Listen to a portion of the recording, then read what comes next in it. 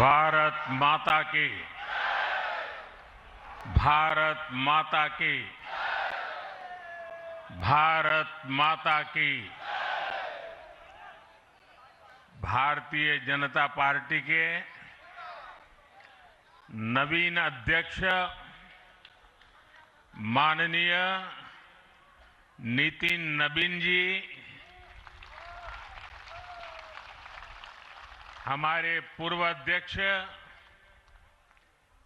JP Nadda ji, Bhajpa परिवार के अन्य सभी वरिष्ठजन, देश भर से आए कार्यकर्ता साथी, देवी और सज्जनों, सर्वप्रथम माननीय नितिन नबीन जी को दुनिया के सबसे बड़े राजनीतिक दल का अध्यक्ष चुने जाने पर बहुत बहुत बधाई देता हूं, बहुत बहुत शुभकामनाएं देता हूं। बीते कई महीनों से संगठन पर्व यानी कि पार्टी का छोटी सी इकाई से लेकर के राष्ट्रीय अध्यक्ष चुनने की एक व्यापक प्रक्रिया 100% लोकतंत्र तरीके से भारतीय जनता पार्टी के संविधान के स्पिरिट को और उसमें बताई गई हर बात को ध्यान में रख करके लगातार चल रही थी। आज उसका विधि पूर्वक समापन हुआ है। संगठन पर्व का ये विशाल आयोजन भारतीय जनता पार्टी की लोकतांत्रिक आस्था, संगठनात्मक अनुशासन और कार्यकर्ता केंद्रित सोच का प्रतीक है। मैं देश भर के कार्यकर्ताओं का इस प्रक्रिया को सफल बनाने के लिए बहुत बहुत अभिनंदन करता हूं। साथियों, बीते 1-1.5 वर्षों में डॉक्टर श्यामा प्रसाद मुखर्जी की 125वीं जयंती का पर्व, अटल जी की 100वीं जन्म जयंती, राष्ट्रीय स्वयंसेवक संघ के 100 वर्ष, ऐसे महापर्व हम मनाते रहे हैं। ये वो प्रेरणाएं हैं जो देश के लिए जीने के हमारे संकल्प को और मजबूत करती हैं। हमारा नेतृत्व परंपरा से चलता है, अनुभव से समृद्ध होता है और जनसेवा, राष्ट्र सेवा के भाव से संगठन को आगे बढ़ाता है। साथियों, अटल जी, आडवाणी जी और मुरली मनोहर जोशी जी के नेतृत्व में बीजेपी ने शून्य से लेकर शिखर तक का सफर देखा है। इस सदी में वेंकैया नायडू जी और नितिन गडकरी जी सहित हमारे कई वरिष्ठ साथियों ने संगठन को विस्तार दिया है। राजनाथ जी के नेतृत्व में पहली बार बीजेपी ने अपने दम पर पूर्ण बहुमत हासिल किया। फिर अमित भाई के नेतृत्व में देश के अनेक राज्यों में भाजपा की सरकारें बनी। लगातार दूसरी बार केंद्र में बीजेपी की सरकार बनी। फिर जेपी नड्डा जी के नेतृत्व में भाजपा पंचायत से लेकर पार्लियामेंट तक और सशक्त हुई। केंद्र में लगातार तीसरी बार भाजपा एनडीए की सरकार बनी।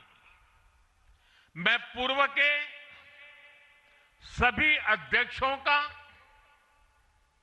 उनके अमूल्य योगदान के लिए देश के कोटि कोटि कार्यकर्ताओं की तरफ से और मेरी तरफ से बहुत बहुत अभिनंदन करता हूं। साथियों, आप जानते हैं आज भाजपा का जितना फोकस संगठन के विस्तार पर है, उतनी ही बड़ी प्राथमिकता कार्यकर्ता के निर्माण की भी है। भाजपा एक ऐसी पार्टी है जहां लोगों को लगता होगा कि नरेंद्र मोदी देश के प्रधानमंत्री है, तीसरी बार प्रधानमंत्री बने, 50 साल की छोटी आयु में मुख्यमंत्री बन गए, 25 साल से लगातार हेड ऑफ द गवर्नमेंट रहे हैं। ये सब अपनी जगह पे हैं, लेकिन इन सब से भी बड़ी चीज मेरे जीवन में है, मैं भारतीय जनता पार्टी का कार्यकर्ता हूं। ये सबसे बड़ा गर्व है। और जब बात पार्टी के विषयों को आती है, तब माननीय नितिन नवीन जी, मैं एक कार्यकर्ता हूं, वे मेरे बॉस हैं।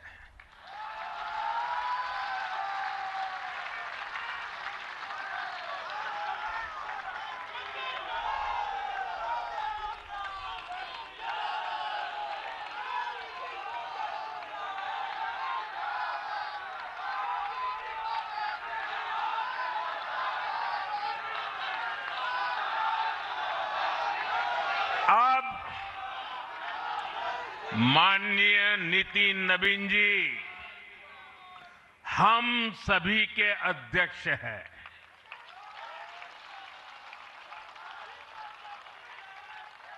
और उनका दायित्व सिर्फ भाजपा को भी संभालना इतना नहीं है, एनडीए के सब साथियों के बीच भी उन्होंने तालमेल का बहुत बड़ा दायित्व भी देखना होता है। साथियों, माननीय नितिन जी के संपर्क में जो भी आया है, वो उनकी सरलता और सहजता की चर्चा जरूर करता है। बीजेपी युवा मोर्चा का दायित्व हो, अलग अलग राज्यों में प्रभारी के रूप में जिम्मेदारी हो, या फिर बिहार सरकार में काम करने का अनुभव हो, नितिन जी ने हमेशा जब जब जो जहां जो जिम्मेवारी मिली, अपने आप को उन्होंने साबित किया है। जिम्मेवारी देने वालों को भी उनके कार्य ने गर्व से भर दिया है। साथियों, ये 21वीं सदी है और देखते ही देखते 21वीं सदी के पहले 25 वर्ष तो पूरे भी हो चुके हैं। आने वाले 25 वर्ष बहुत महत्वपूर्ण है। ये वो कालखंड है जब विकसित भारत का निर्माण होना है और होना तय है।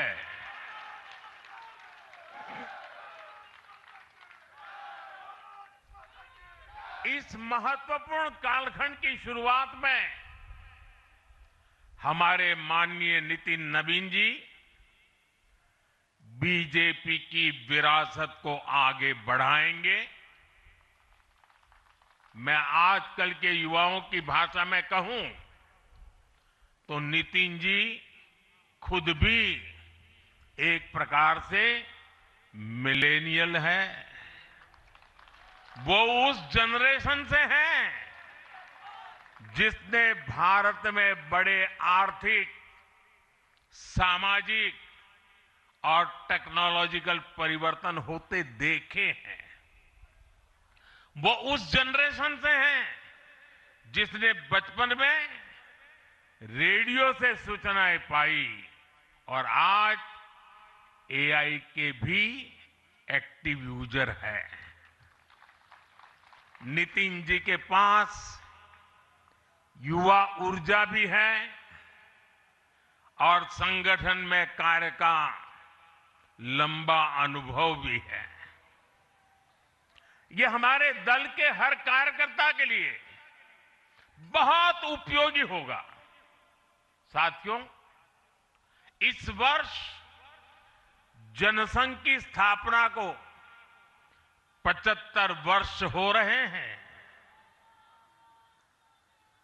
और मैं आज इन 75 वर्ष लगातार लक्षावधि कार्यकर्ताओं ने, अनेक परिवारों ने, अनेक पीढ़ियों ने जो त्याग, तपस्या और बलिदान दिए हैं, मैं उनको आदरपूर्वक नमन करता हूं। जनसंघ रूपी वटवृक्ष से ही भाजपा का जन्म हुआ और भाजपा दुनिया के सबसे बड़ा राजनीतिक दल बन चुकी है। और ये सिर्फ भाजपा के कार्यकर्ताओं के लिए गौरव का विषय है इतना नहीं है। देश के राजनीतिक समीक्षकों को दुनिया को ये बात बतानी चाहिए कि भारत एक ऐसा देश है जिसकी रगों में इसकी मजबूती से लोकतंत्र चल रहा है, कि जहां दुनिया की सबसे बड़ी पॉलिटिकल पार्टी है।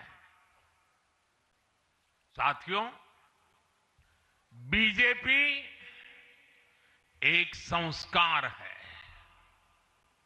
बीजेपी एक परिवार है। हमारे यहां मेंबरशिप से भी ज्यादा रिलेशनशिप होती है। बीजेपी एक ऐसी परंपरा है जो पद से नहीं, प्रक्रिया से चलती है।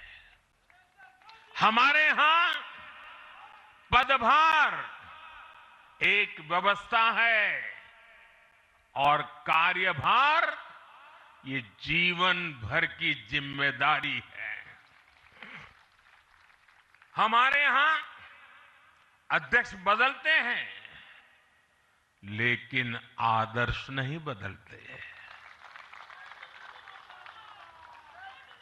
नेतृत्व बदलता है लेकिन दिशा नहीं बदलती। साथियों, भाजपा का स्वरूप नेशनल है। भाजपा का स्पिरिट नेशनल है, क्योंकि हमारा जुड़ाव लोकल है। हमारी जड़ें जमीन के नीचे गहरी है। इसलिए भाजपा रीजनल एस्पिरेशन को प्लेटफॉर्म देती है, उन्हें नेशनल एम्बिशंस का आधार बनाती है। और इसलिए आज देश के कोने कोने के लोग भाजपा के साथ हैं, भाजपा के साथ जुड़ रहे हैं। और इतना ही नहीं, जो भी अपनी राजनीति का प्रारंभ करना चाहता है, उसको भी भाजपा का प्रवेश द्वार सबसे उत्तम, सबसे सुरक्षित लगता है।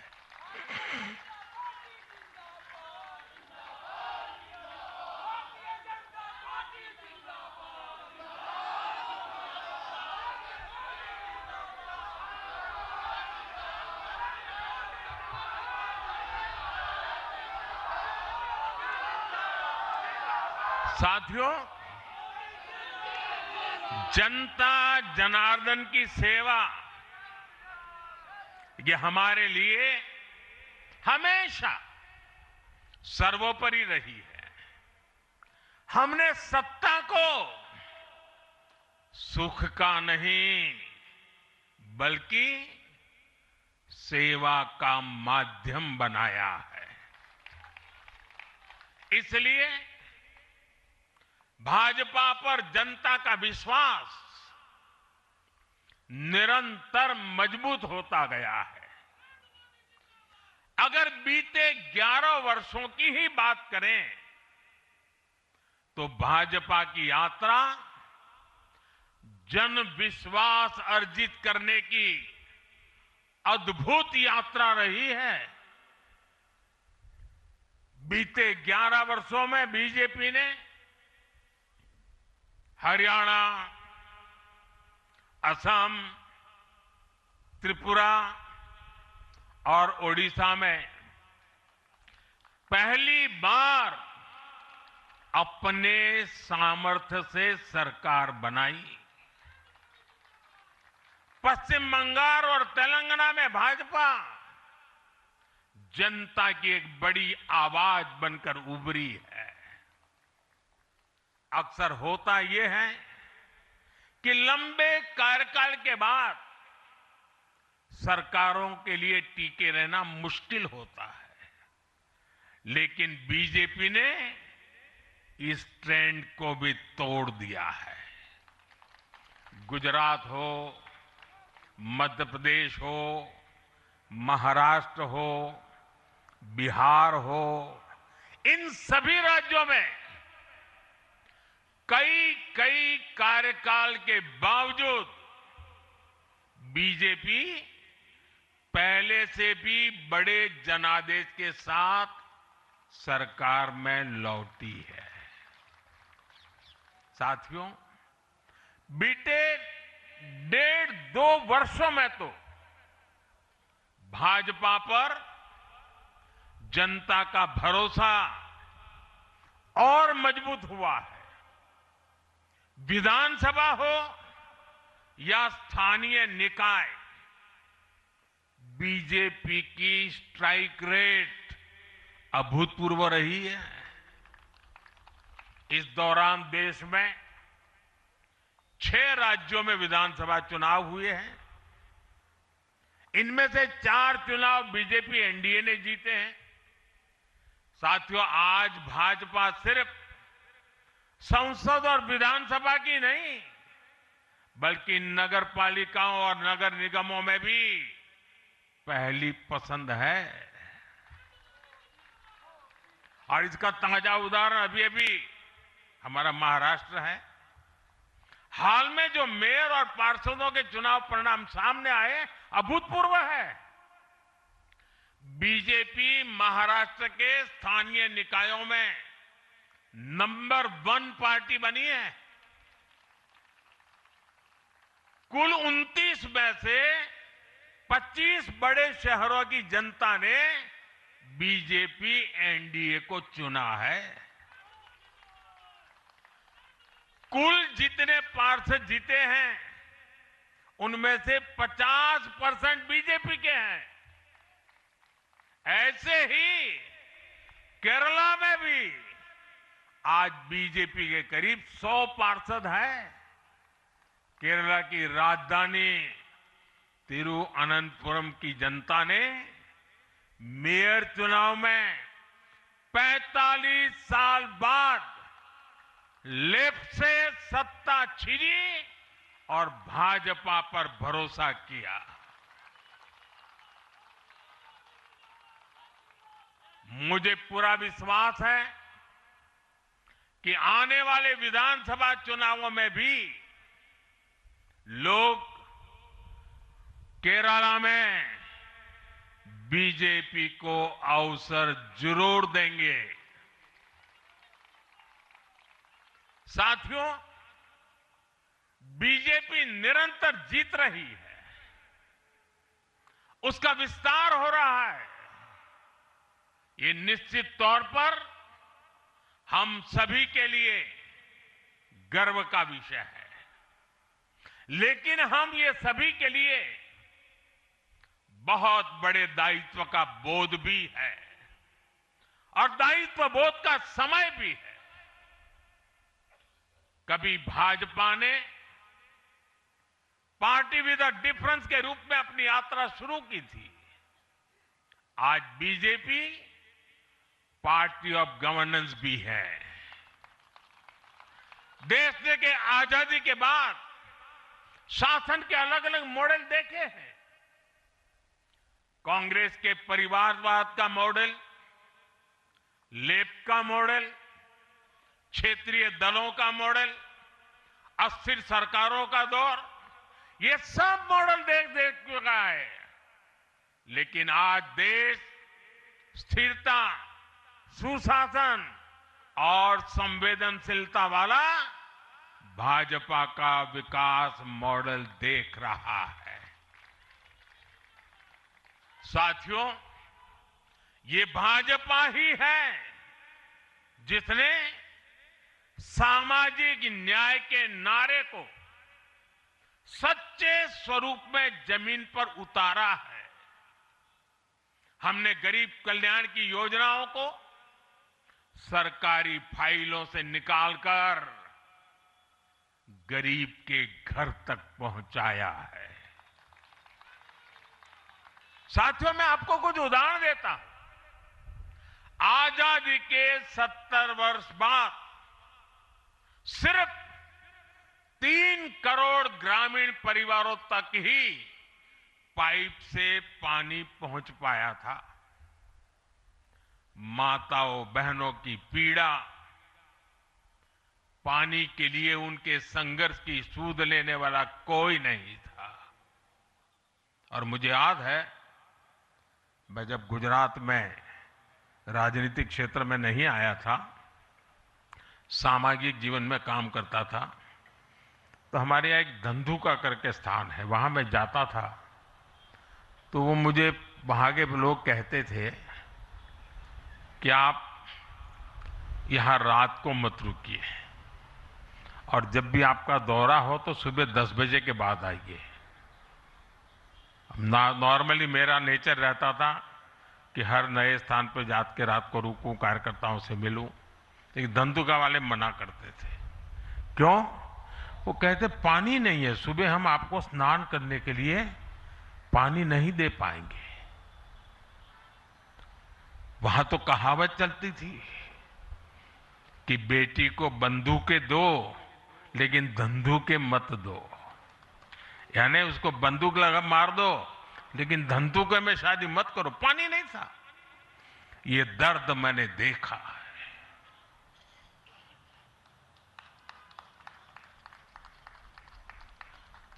मैं धरती की सच्चाई से जुड़ा था। माताओं बहनों की पीड़ा अपनी आंखों के सामने देखी थी और तब हम जल जीवन मिशन लेकर आए और सिर्फ 5-6 साल में 12 करोड़ से ज्यादा परिवारों को नल से जल की सुविधा से जोड़ा।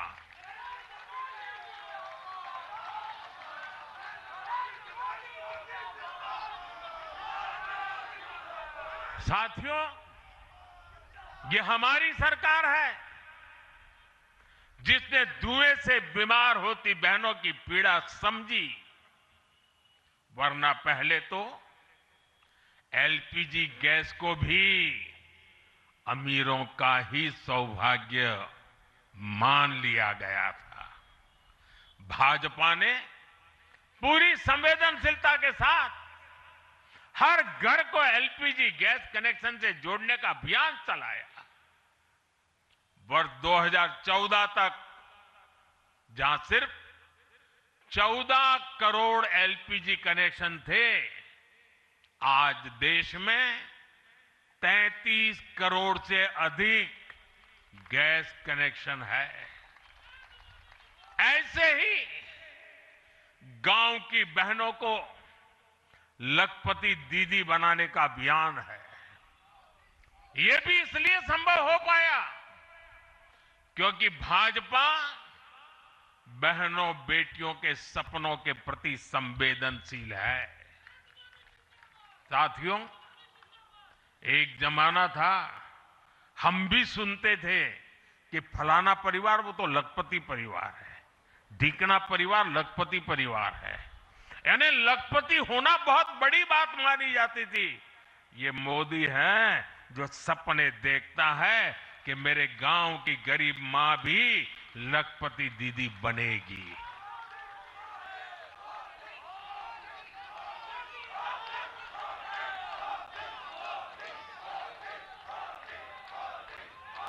साथियों,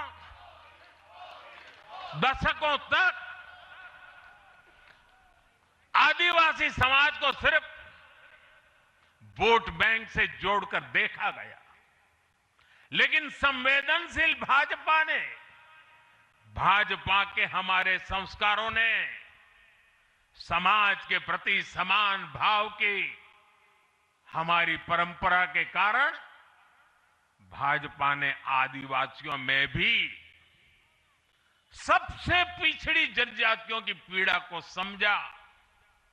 उनके विकास के लिए पीएम जनमन योजना बनाई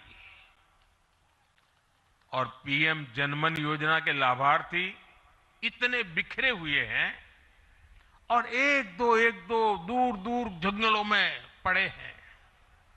उनसे एक म्युनिसिपैलिटी की सीट भी जीती नहीं जा सकती है। वोट के हिसाब से कोई उनकी तरफ देखेगा नहीं, लेकिन जब वोट से ऊपर उठ करके संवेदनाएं होती हैं, समाज का कल्याण हमारे संस्कार होते हैं, तो पीएम जनमन योजना जन्म लेती है। आदिवासियों में भी अति पिछड़ा संख्या में भले ही कम है, लेकिन उनके प्रति हमारी संवेदना में कोई कमी नहीं है। साथियों, हमारा नॉर्थ ईस्ट, वहां वोटर उतने नहीं है, सीट भी उतनी नहीं है, इसलिए कांग्रेस की सरकारों में उन्हें बरसों तक उपेक्षित रखा गया। लेकिन संवेदनशील भाजपा ने नॉर्थ ईस्ट को दिल से भी जोड़ा और दिल्ली से भी जोड़ा। एक और उदाहरण आकांक्षी जिलों का है। हमारे देश में 100 से अधिक जिले ऐसे थे जिनको कांग्रेस सरकारें पिछड़ा घोषित करके भूल गई थी।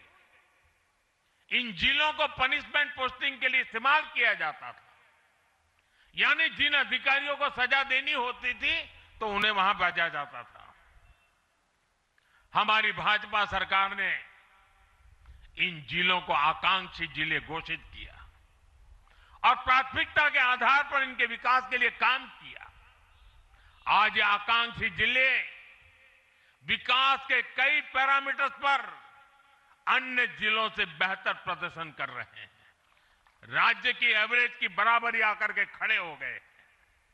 साथियों, भाजपा का मंत्र है पिछड़ों को प्राथमिकता, पिछड़ों को प्राथमिकता। जिनकी किसी ने सूद नहीं ली, हमने उनकी साधना की है। जिनको किसी ने पूछा नहीं, मोदी ने उन्हें पूजा है। हमारी कार्य संस्कृति सर्वसमावेशी है, सर्वांगीण है, सर्वस्पर्शी है, सर्वहितकारी है, सर्व कल्याणकारी है। और ये कार्य संस्कृति गरीब को समान अवसर देने वाली है, गरीब को सशक्त करने वाली है।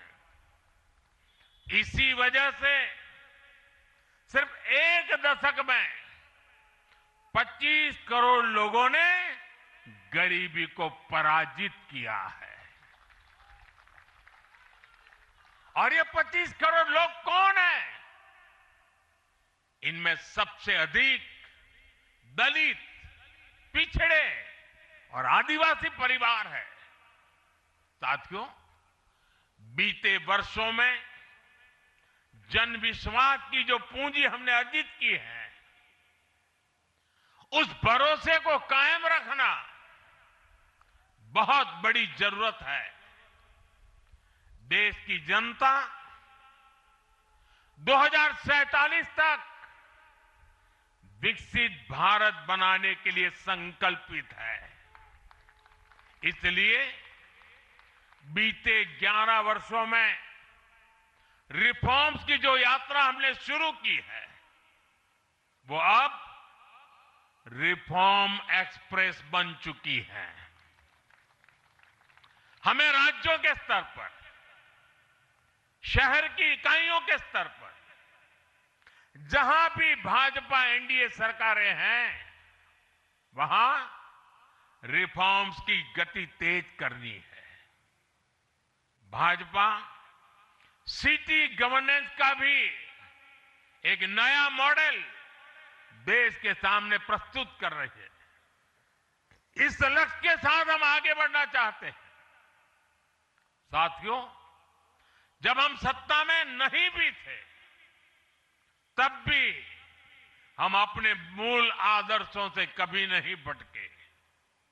हम राष्ट्र प्रथम के भाव से, नेशन फर्स्ट के भाव से डटे रहे,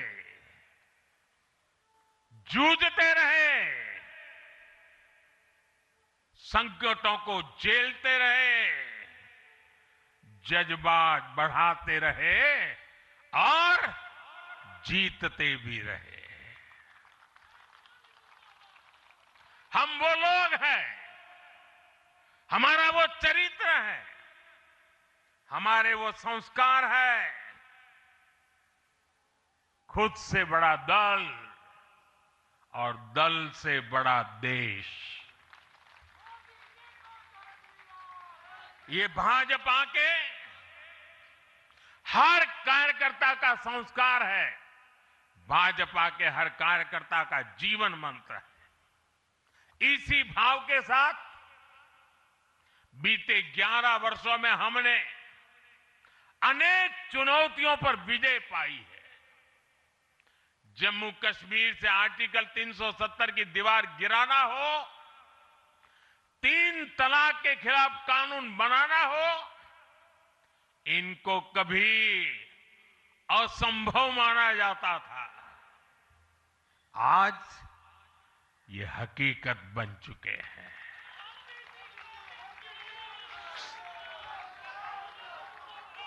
आज देश में माओवादी आतंक भी अपनी अंतिम सांसें गिन रहा है। साथियों, आगे भी हमें हर चुनौती का पूरे सामर्थ्य से सामना करना है।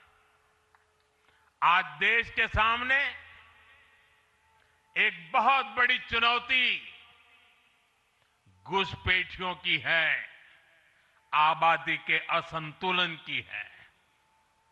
दुनिया के धनवान देश, समर्थ देश, वे भी अपने देश में जो घुसपैठिए हैं उनकी जांच पड़ताल कर रहे हैं और उनको पकड़ पकड़ करके निकाल रहे हैं और दुनिया उनको पूछती नहीं है कि तुम घुसपैठियों को क्यों निकाल रहे हो। तुम तो लोकतंत्र का झंडा लेकर के घूम रहे थे, तुम तो पूरे दुनिया के नवाब बन के बैठे थे, क्यों निकाल रहे हो। दुनिया में कोई अपने देश में घुसपैठियों को स्वीकार नहीं करता। भारत भी घुसपैठियों को अपने गरीबों, हमारे नौजवानों के हक कभी भी लूटने नहीं दे सकता। घुसपैठिए देश की सुरक्षा के लिए बहुत बड़ा खतरा है। उनकी पहचान करके उन्हें वापस उनके देश भेजना बहुत आवश्यक है। इसके अलावा ऐसे राजनीतिक दल जो वोट बैंक की राजनीति में घुसपैठियों को बचा रहे हैं या उन्हें कवर दे रहे हैं, उन्हें हमें पूरी शक्ति से जनता के सामने बेनकाब करना ही होगा, उनको एक्सपोज करना ही होगा। साथियों, एक और बड़ी चुनौती अर्बन नक्सल की भी है। अर्बन नक्सल का दायरा इंटरनेशनल हो रहा है और यहां अर्बन नक्सल की बड़ी चतुराई होती है। ये यहां मीडिया वाले इतने बैठे हैं ना, अगर साल में एकाध बार भी अगर मोदी की किसी अच्छी चीज को उन्होंने ट्वीट कर दिया या टीवी पे बोल दिया या अखबार में लिख दिया तो उस पत्रकारी तो ऐसी फजेत कर देते, उसके पीछे ऐसे पड़ जाते हैं, उसको अछूत बना देते हैं, भविष्य में वो कभी बोल ना सके ऐसा कर देते हैं। ये अर्बन नक्सल की स्टाइल है। हमको भी सालों तक ऐसा अछूत बना के रख दिया पूरे देश में भाजपा को। अब देश समझ गया है अर्बन नक्सलों के कारनामे। भारत को नुकसान पहुंचाने के लिए अर्बन नक्सली